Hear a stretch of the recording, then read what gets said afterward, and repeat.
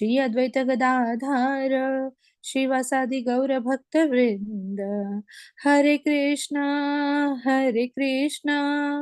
कृष्णा कृष्णा हरे हरे, हरे रामा राम रामा हरे हरे. हरे कृष्णा. सर्वांना वाचनाला सुरुवात करण्याआधी प्रभू श्रीकृष्णांच्या चरणी नतमस्तक होऊया आणि त्यांचा आशीर्वाद घेऊया. श्री श्री राधा गोविंदांच्या चरणी नतमस्तक होऊया आणि त्यांचा आशीर्वाद घेऊया. श्रीला प्रभुपादांच्या चरणी नतमस्तक होऊया आणि त्यांचा आशीर्वाद घेऊया.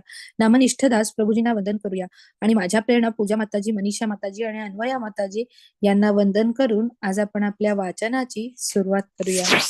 इस्कॉन श्री श्री राधा गोविंद टेम्पल मंगळुरू यांच्या आणि ओशाळला मृत्यू या पुस्तकाच्या मराठीमधील वाचनामध्ये तुम्हा सर्वांचं स्वागत आहे. तर आपण आपल्या 10व्या अध्यायाचं वाचन करत होतो. उर्वरित वाचनाला मी सुरुवात करते. हरे कृष्ण. श्रील प्रभुपाद की जय. श्रीकृष्ण आपल्याला त्यांना शरण येण्यास सांगतात, कारण हा अज्ञानरूपी भवसागर तरुण जाण्यास आपल्याला एकमेव तेच सहाय्य करू शकतात. म्हणून श्री चैतन्य महाप्रभू प्रार्थना करतात आणि नंदननुज किंकरम पतितम माम विषमे भवांबुभव कृपया तव पदपंकज स्थित सिंधुतलौ सदृशम विचिंतय. हे नंदतनुज श्रीकृष्ण, मी तुमचा शाश्वत सेवक आहे. तरीही अजाणतेपणी माझे या अज्ञानरूपी भवसागरात पतन झाले आहे. मी जरी खडतर संघर्ष करीत असलो तरी मी स्वतःला वाचवू शकेन असा कोणताही मार्ग मला दिसत नाही. कृपया या भवसागरातून माझा उद्धार करा आणि तुमच्या चरणकमळांशी मला एका क्षुल्लक धुलीकणाच्या रूपात स्थान द्या. तुम्ही असे केल्यास माझे रक्षण होईल. त्याचप्रमाणे श्रील भक्ती विनोद ठाकूर प्रार्थना करतात, अनादिकर्म फले पडी भवार्णव जले तिरिबारे ना देखी उपाया. हे प्रभू, मी केव्हा आणि कशा प्रकारे या अज्ञानरूपी महासागरात पडलो हे मला स्मरत नाही आणि आता यातून सुटण्याचा कोणताच मार्ग मला सापडत नाही. प्रत्येक जण स्वतःच्या जीवनास जबाबदार असतो, हे आपण ध्यानात ठेवले पाहिजे. जर प्रत्येक जण भगवान श्रीकृष्णांचा शुद्ध भक्त झाला तर त्याचा या अज्ञानरूपी महासागरातून सहजपणे उद्धार होतो आणि अशा प्रकारे त्याचे जीवन यशस्वी होते. सुख आणि दुःख. वस्तुतः या भौतिक जगात सुख मिळणे अशक्य आहे. येथील प्रत्येक वस्तू दुःखदायक, क्लेशदायक आहे. प्रत्येक जण इंद्रियांद्वारे सुख प्राप्तीसाठी झटत आहे, परंतु शेवटी त्यांना केवळ दुःख आणि निराशाच प्राप्त होते. यालाच माया असे म्हणतात. भगवान बुद्धांनी या भौतिक सुखाचे खरे स्वरूप जाणले. तारुण्यात ते राजकुमार होते आणि सर्व प्रकारची ऐश्वर्ये व शारीरिक सुखे त्यांच्या पायाशी लोळण घेत होती, परंतु या सर्वांचा त्यांनी त्याग केला.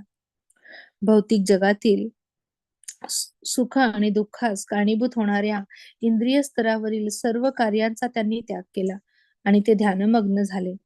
शारीरिक कार्य कोणाला मुक्ती प्रदान करू शकत नाहीत हे सर्वांना शिकविण्यासाठीच त्यांनी राज्याचा त्याग केला. मुक्ती म्हणजे या जगातील सुख आणि दुःखाच्या फेऱ्यातून स्वतःला युक्त करणे होय. बौद्धवाद हा जीवाच्या शारीरिक स्थितीवर बहुतांशी आधारित आहे. भौतिक देहावर सातत्याने कार्यरत असणाऱ्या प्राकृतिक त्रिगुणांच्या संमिश्रणामुळे आपल्या निरनिराळ्या सुख दुःखांची अनुभूती होते. जेव्हा एखादी व्यक्ती स्थूल देहाच्या रूपात केंद्रित असलेल्या भौतिक पदार्थांचे विकेंद्रीकरण करते तेव्हा ती या सुख दुःखांपासून मुक्त होते, असे बौद्धवाद शिकवितो. जेव्हा एखादी व्यक्ती या सर्व प्रकारच्या भौतिक संयोगांपासून पूर्णपणे मुक्त होते तेव्हा तिने प्राप्त केलेल्या स्थितीस निर्वाण असे म्हणतात. अशी स्थिती प्राप्त करणे म्हणजेच निर्वाण प्राप्ती आणि हेच बौद्धवादाचे अंतिम उद्दिष्ट होय. शेवटी भौतिक शरीर अस्तित्वात असल्यामुळेच सुखदुःखे अनुभवावी लागतात. तथापि देहधारी आत्म्याबद्दल बौद्ध तत्वज्ञान कोणत्याच प्रकारची माहिती देत नाही. अशा प्रकारे बौद्धवाद अपूर्ण आहे. बौद्ध तत्वज्ञान अपूर्ण आहे. याचा अर्थ असा होत नाही की भगवान बुद्धांना पूर्ण सत्याचे ज्ञान होते. शिक्षकाने जरी पदव्युत्तर अभ्यासक्रम पूर्ण केलेला असला तरी तो विद्यार्थ्यांना ग, म, भ, न, च शिकवतो. याचा अर्थ असा नाही की शिक्षकाचे ज्ञान ग, म, भ, न या मुळाक्षरापर्यंतच मर्यादित आहे. त्याचप्रमाणे जेव्हा भगवंतांचा एखादा शक्त्यावेश अवतार, भगवंतांची विशिष्ट शक्ती प्राप्त असलेला अवतार प्रकट होतो, तेव्हा तो स्थळ, काळ आणि परिस्थितीनुसारच लोकांना भगवत भावनेचा प्रचार करतो. शिक्षकाने पदवीधर शिक्षकाची पदवी प्राप्त केली असल्याने उच्च अभ्यासक्रम शिकविण्याची योग्यता त्याच्याकडे असली तरी तो उच्च अभ्यासक्रम ग्रहण करण्याची कुवत विद्यार्थ्यांकडे नसते. त्यामुळे बौद्धवाद आणि शंकराचार्यांचा मायावाद अशी धार्मिक ज्ञानाची निरनिराळी दर्शने आपल्याला आढळतात. बौद्धवादी आणि मायावादी दोघेही आपल्या अनुयायांना इंद्रिय स्तरांवरील कर्मांमुळे प्राप्त होणाऱ्या सुख आणि दुःखांपासून मुक्त होण्याचा सल्ला देतात. कोणताही खरा दार्शनिक आपल्या अनुयायांना इंद्रिय तृप्तीमध्ये मग्न होण्यास सांगत नाही. निर्वाण प्राप्तीकरता देहाच्या भौतिक संयोगांचा त्याग करणे आवश्यक आहे. हा बुद्धांचा अंतिम संदेश होय. दुसऱ्या शब्दात भूमी, जल, अग्नी, वायू आणि आकाश या प्राकृतिक पंचमहाभूतांच्या संयोगाने भौतिक देह बनतो आणि भौतिक तत्वांचा हा संयोगच सुख आणि दुःखांचे मूळ कारण बनतो. म्हणून अंततः आपण जेव्हा या भौतिक संयोगांचे विघटन करतो, तेव्हा आपल्याला सुख वा दुःख भोगावे लागत नाही. शंकराचार्यांचे तत्वज्ञान आपल्याला या भौतिक तत्वांच्या संयोगातून बाहेर पडून आपल्या मूळ आध्यात्मिक स्वरूपात लीन होण्याचा संदेश देते. अशा प्रकारे बाह्य सत्यम जगन्मिथ्याः परिपूर्ण ब्रह्म सत्यम जगन मिथ्याः परिपूर्ण ब्रह्म सत्य असून हे भौतिक जगत मिथ्या वा भ्रम अथवा भ्रम आहे. हे मायावाद्यांचे घोषवाक्य आहे. चेतनयुक्त आत्म्याबद्दल कोणतीही माहिती न सांगणारी बौद्धवाद श्री शंकराचार्यांनी नाकारला. बौद्ध तत्वज्ञान केवळ भौतिक तत्वे आणि त्यांच्या विघटनाविषयी माहिती देते. अशा प्रकारे शून्यात विलीन होणे हे बौद्धांचे अंतिम ध्येय आहे. अशा प्रकारे बौद्ध आणि मायावाद ही दोन्ही दर्शने आंशिक सात्यानेच प्रतिपादन करतात. शंकराचार्यांचे मायावादी तत्वज्ञान ब्रह्म अर्थात चेतन जीवाच्या अस्तित्वास मान्यता देते, पण चेतनेचे संपूर्ण विवरण त्यात आढळत नाही. आपल्याला ज्या क्षणी आपल्या ब्रह्मस्वरूपाचा साक्षात्कार अहम ब्रह्मास्मी होतो, त्या क्षणी आपल्याला आपल्या भौतिक कर्मांचा अंत होतो, अर्थात आपण निष्क्रिय होतो, असे मायावाद तत्वज्ञान आपल्याला शिकविते. परंतु हे सत्य नाही. जीवात्मा सदैव कार्यरत असतो. ध्यानमग्न अवस्थेत असताना बाह्यतः तो आपल्याला निष्क्रिय भासला तरी ज्या अर्थी तो ध्यानाची क्रिया करत असतो, त्या अर्थी तो सक्रिय असतो. ब्रह्मावर ध्यान करताना मायावाद्यास वाटते, मी परमेश्वर झालो आहे, मी देवाशी एकरूप आहे. असे वाटणे एका दृष्टीने योग्यच आहे, कारण आपण जीवात्मे असल्याने गुणात्मक दृष्ट्या भगवंतांशी एकरूपच आहोत. तथापि परिणामाच्या दृष्टीने पाहिल्यास कोणताच जीवात्मा भगवंतांची बरोबरी करू शकत नाही. भगवद्गीतेत 15व्या अध्यायात 7व्या श्लोकात भगवान श्रीकृष्ण सांगतात, सर्व जीवात्मे माझे सनातन अंश आहेत. भगवान श्रीकृष्णांचे परिपूर्ण स्वरूप पूर्णपणे आध्यात्मिक अर्थात सच्चिदानंदमयी आहे. त्यामुळे ज्याप्रमाणे सोन्याचे आभूषण हे गुणात्मक दृष्ट्या खाणीतील सोन्याशी एकरूप असते, त्या परंतु आभूषण हे सोन्याची खाण होऊ शकत नाही, त्याचप्रमाणे जीव हे भगवंतांचे सनातन अंश असल्याने जीवात्म्यांचे स्वरूप देखील सच्चिदानंदमयीच असले पाहिजे. त्यामुळे अंश हा संपूर्ण परब्रह्माशी एकरूप होऊ शकतो, असे समजणे हीच मायावाद्यांची घोडचूक आहे. कारण भगवंतांचे अंश असल्याने आपण भगवंतच आहोत, अशी चुकीची धारणा करून घेतात. म्हणून श्रीमद भागवतात 10व्या स्कंदात 2ऱ्या अध्यायात 32व्या श्लोकात अशा निराकारवाद्यांना अविशुद्धः बुद्धयः अर्थात त्यांची बुद्धी अशुद्ध असते व ते अद्यापि अज्ञानातच असतात, असे म्हटले आहे. ज्ञानप्राप्तीने आपण भगवंतांशी एकरूप होतो असा त्यांचा विश्वास असतो आणि त्यामुळे ते एकमेकांना नारायण असे संबोधतात. ही त्यांची घोडचूक आहे, कारण आपण कधी भगवान नारायण होऊ शकत नाही. नारायण हे विभू अर्थात खूप मोठे किंवा अनंत आहेत आणि आपण अणु अर्थात सूक्ष्म आहोत. आपला आध्यात्मिक आकार केवळ केसाच्या वरच्या टोकाच्या एक दशसहस्रांश भाग इतकाच आहे. असे असताना कोण बुद्धिमान मनुष्य स्वतः परमेश्वर बनल्याचा दावा करील? सर्वांना अहम ब्रह्मास्मी अर्थात मी हे भौतिक शरीर नसून दिव्य आत्मा आहे हे शिकवून शंकराचार्यांनी ब्रह्मस्वरूपाचा केवळ अंशरूपी साक्षात्कार घडविला. ज्याने मुक्तावस्था प्राप्त केली आहे असा मनुष्य मी भौतिक देह नसून विशुद्ध जीवात्मा आहे हे सत्य अचूकपणे जाणतो. वेद देखील यास मान्यता देतात. पण हे आत्मसाक्षात्काराचे अंतिम स्वरूप नाही. तर यापुढे प्रश्न उद्भवतो, जर मी सनातन सचेतन आत्मा आहे, तर माझे सनातन कर्म वा कर्तव्य काय आहे? हे सनातन कर्म किंवा कर्तव्य म्हणजे भगवान श्रीकृष्णांची प्रेममयी भक्ती वा सेवा होय. ब्रह्मस्वरूपाचा साक्षात्कार व्यक्तीस कसा भक्तिमय सेवेकडे घेऊन जातो हे सांगताना भगवान श्रीकृष्ण भगवद्गीतेतील 18व्या अध्यायात 54व्या श्लोकामध्ये सांगतात, ब्रह्मभूतः प्रसन्नात्मा न शोचति न कांक्षति समः सर्वेषु भूतेषु मद्भक्तिं लभते पराम. याप्रमाणे ब्रह्मभूत अवस्था प्राप्त झालेल्या मनुष्याला तात्काळ परब्रह्माचा साक्षात्कार होतो आणि तो पूर्णपणे आनंदी होतो. तो कधीही शोक करीत नाही आणि कशाची आकांक्षाही करीत नाही. तो सर्व प्राणी मात्रांच्या ठिकाणी समभाव ठेवतो. अशा अवस्थेमध्ये त्याला माझ्या विशुद्ध भक्तीची प्राप्ती होते. मोठमोठे स्वामी ब्रह्मसाक्षात्काराच्या प्राप्तीसंबंधी अनेकदा चर्चा करताना आढळतात, परंतु भौतिक सुखदुःखाच्या जाळ्यातून ते स्वतःला मुक्त करण्याचा तसूभरही प्रयत्न करत नाहीत. माझे देशबांधव आजारी आहेत, मला त्यांच्यासाठी रुग्णालये उघडले पाहिजे, किंवा ते अशिक्षित आहेत, मला त्यांच्यासाठी शाळा उघडली पाहिजे, असा विचार करून ते मानवतेच्या नावाखाली स्वतःला निरनिराळ्या कार्यांमध्ये गुंतवून घेतात. जर एखाद्या व्यक्तीने खरोखरच ब्रह्मभूत स्तर गाठलेला असेल, तर ती व्यक्ती विशिष्ट देशच आपला आहे या संकल्पनेपर्यंत स्वतःला मर्यादित करण्याइतकी संकुचित मनोवृत्तीची कशी काय असेल? वस्तुतः आपण सर्वजण जीवात्मे असल्याने आपण कोणत्याही विशिष्ट देशाशी संबंधित नसतो. आपण भौतिक देह धारण करतो आणि ज्या क्षणी हा भौतिक देह नष्ट होतो, त्याच क्षणी त्या देहाच्या माध्यमातून एखाद्या विशिष्ट देशाशी जोडलेले आपले तात्कालिक नाते देखील संपुष्टात येते. तथाकथित साधू वा मुक्त पुरुष भौतिक सुखदुःखांच्या आसक्तीतून अद्याप मुक्त झाले नाहीत. हे त्यांच्या शोकग्रस्त स्थितीवरून वा लक्षणांवरून दिसून येते.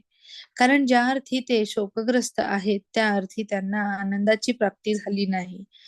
ज्यांना दिव्यानंदाची प्राप्ती झालेली आहे, ते कदापि शोक करीत नाहीत. म्हणून अनेक विद्वान संन्यासी पतित होऊन निरनिराळ्या भौतिक क्रियांमध्ये गुंतलेले आहेत. कारण सत्यार्थात त्यांना ब्रह्मसाक्षात्कार झालाच नाही. ते इतके सोपेही नाही. प्रथमच सांगितल्याप्रमाणे प्राकृतिक गुण अतिशय प्रभावी असतात. सकाम कर्मांमध्ये रत झालेल्या बद्ध जीवाची स्थिती ही कोशामध्ये बंदिस्त असलेल्या रेशमी किड्याप्रमाणे असते. पूर्ण पुरुषोत्तम भगवंतांच्या सहाय्या वाचून त्यातून मुक्त होणे अतिशय कठीण असते. इंद्रियांचे राज्य, आध्यात्मिक इंद्रियांना भगवान श्रीकृष्णांच्या सेवेमध्ये नियुक्त केल्याने खऱ्या ज्ञानाची प्राप्ती होते. सद्यस्थितीत आपले मन आणि इंद्रिये मी अमेरिकन आहे, मी भारतीय आहे वा मी इंग्रज आहे अशा निरनिराळ्या भौतिक उपाधींमध्ये पूर्णपणे लीन झालेली आहेत.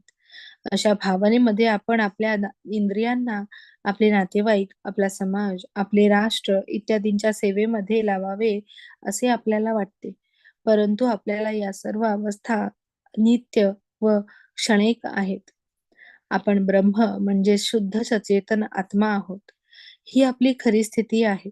जोपर्यंत आपण स्वतःला एखाद्या क्षणभंगुर स्थितीशी संबंधित करतो, तोपर्यंत आपण भगवान श्रीकृष्णांचे भक्त होऊ शकत नाही.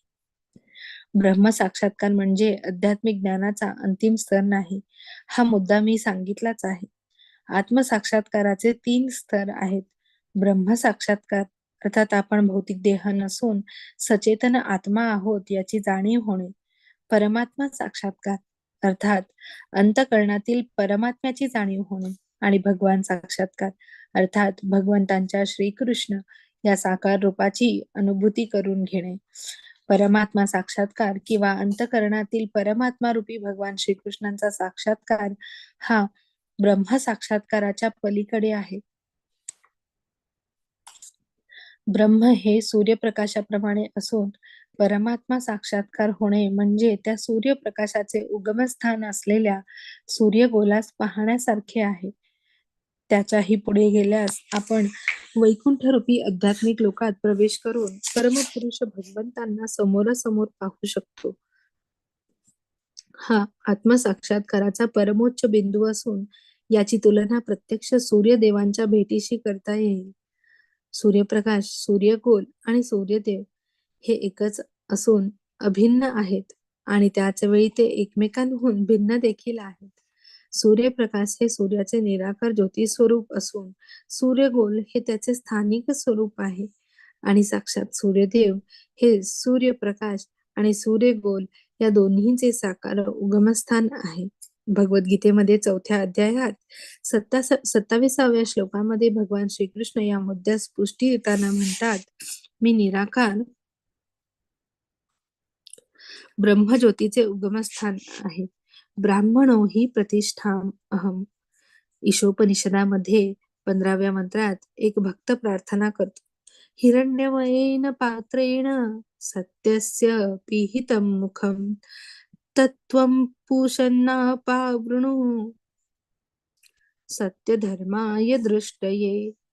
हे भगवान, हे सर्व जीवांचे पोषण करता तुमचे खरे मुख तुमच्या दीप्तिमान तेजामुळे झाकले गेले आहे. कृपया ते आवरण दूर करा व तुमच्या शुद्ध भक्ताला स्वतःचे दर्शन द्या. म्हणून तात्पर्य हे की ब्रह्म साक्षात्कार पुरेसा नाही. एखाद्या आजारी व्यक्तीचा ताप कमी झाला म्हणून ती व्यक्ती पूर्णपणे बरी झाली असे म्हणता येणार नाही. जेव्हा ती व्यक्ती तापापासून पूर्णपणे मुक्त होते, तसेच पूर्णपणे बरे होऊन ती सामान्य सक्रिय जीवन जगू लागते, तेव्हाच ती पूर्णपणे बरी झाली व निरोगी झाली असे म्हणता येईल. अन्यथा तिचा ताप पुन्हा उलटू शकतो. त्याचप्रमाणे मी भौतिक देह नसून मी चेतन आत्मा आहे हे जाणल्याने आपला मायारूपी रोग नष्ट होत नाही. जेव्हा एखादी व्यक्ती आपण भगवान श्रीकृष्णांचे नित्य दास आहोत हे सत्य पूर्णपणे जाणते आणि त्यानुसार कर्म करते, तेव्हाच ती सत्यार्थाने आत्मसाक्षात्कारी झाली असे म्हणता येईल. सर्वसामान्यांसाठी विशेष सवलत.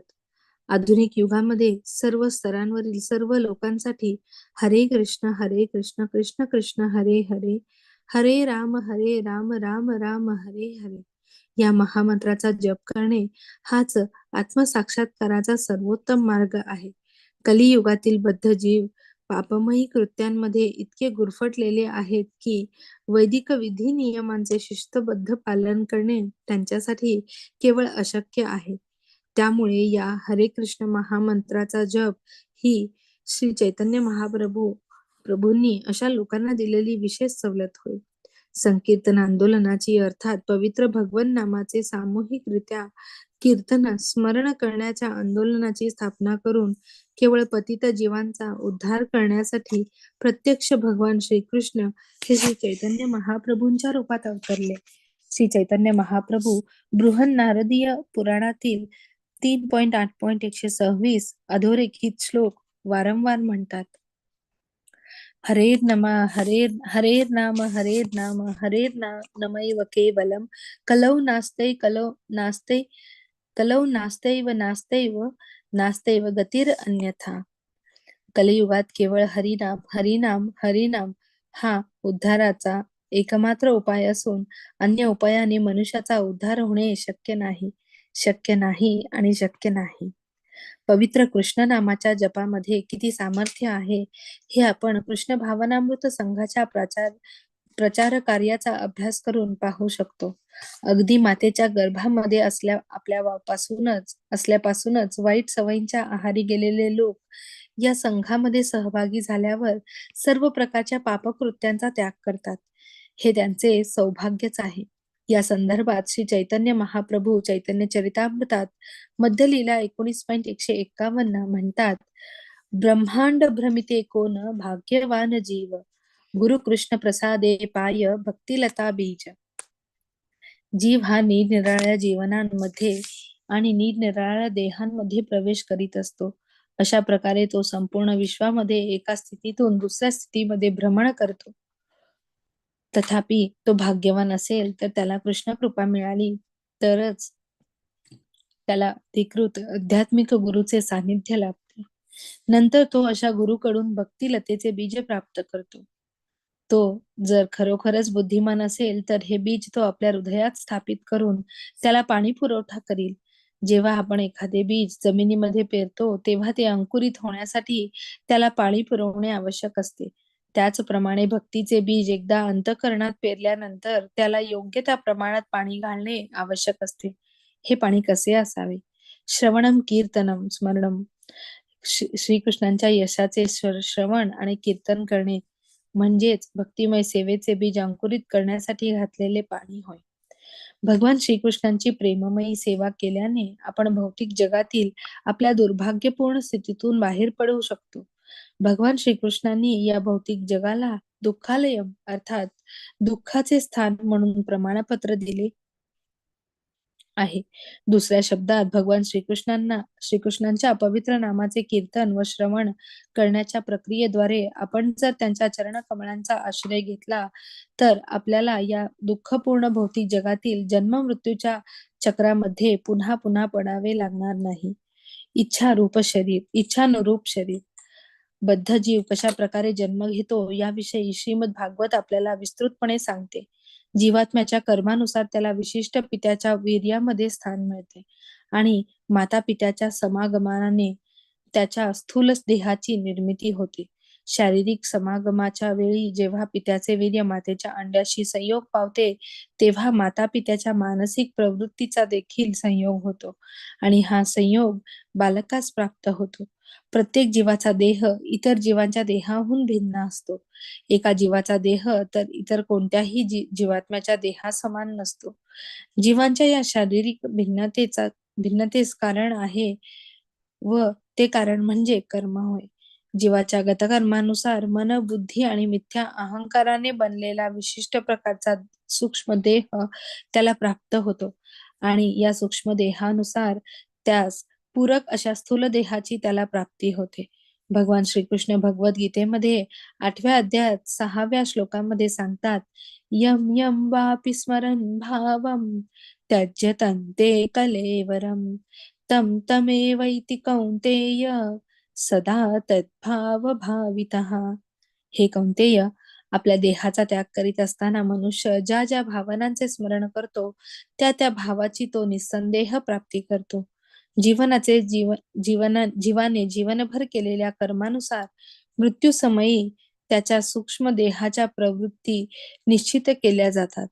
जर मनुष्याला कृष्ण भावनामृताचा अभ्यास करून त्याचा सूक्ष्म देह बदलण्याचे सुयोग्य प्रशिक्षण दिले गेले तर मृत्यूसमयी त्याच्या सूक्ष्म देहाद्वारे त्याला कृष्ण भक्तीस अनुकूल असा स्थूल देह अथवा कृष्ण भक्ताचा जन्म प्राप्त होईल. जर जीव अधिकच प्रगत असेल तर मृत्यूनंतर त्याला कोणताही भौतिक देह स्वीकारावा लागत नाही. त्याला तात्काळ आध्यात्मिक देह प्राप्त होऊन तो भगवत धामास परत जातो. हेच मनुष्य जीवनाचे पूर्णत्व होय.